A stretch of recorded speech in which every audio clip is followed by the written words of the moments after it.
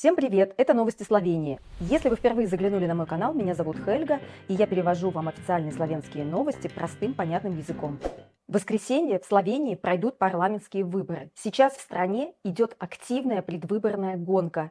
Один из плакатов от партии «Словенская национальная странка», «Словенская национальная партия», особенно привлек внимание общественности. На этом плакате крупными буквами написано «Словения словенцам». И помимо этого на этом плакате нарисованы 3 человека. Женщина в паранже, чернокожий мужчина с бородой, и почему-то между ними затесался европейского вида мужчина.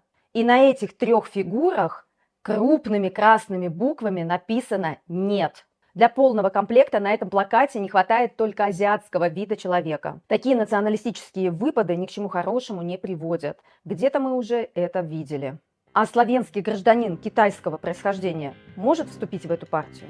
В Словении более 7 тысяч человек получили на свои счета по 2000 евро. И это не ошибка. Начал действовать новый закон о компенсациях за ущерб, нанесенный во время Второй мировой войны. Сумма предназначена для людей с официальным статусом жертв военного насилия, беженцев, узников лагерей и интернированных. Если получатель умер, право на деньги переходит к его наследникам. Деньги выплачивает государство Словении вместе с Министерством обороны.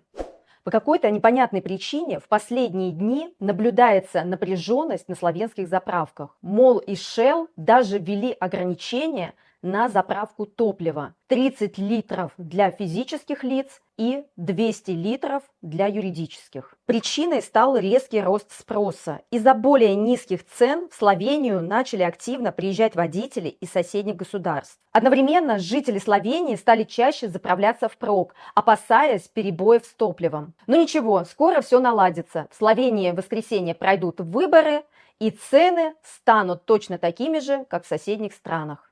В одной из люблянских гимназий начали проверять студентов на входе с помощью металлоискателя, прямо как в аэропорту.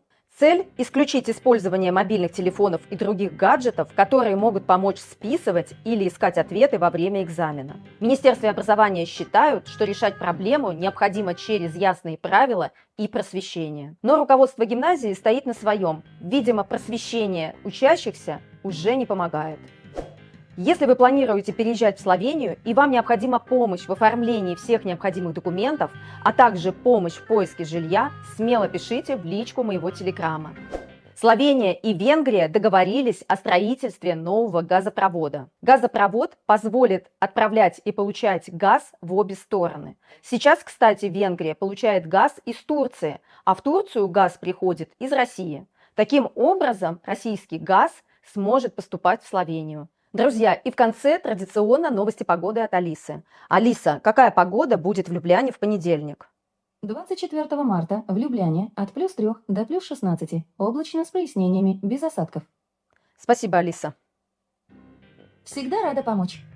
Друзья, на этом мои новости подошли к концу. Не забывайте, пожалуйста, ставить лайки, подписываться на мой канал и делиться своим ценным мнением в комментариях.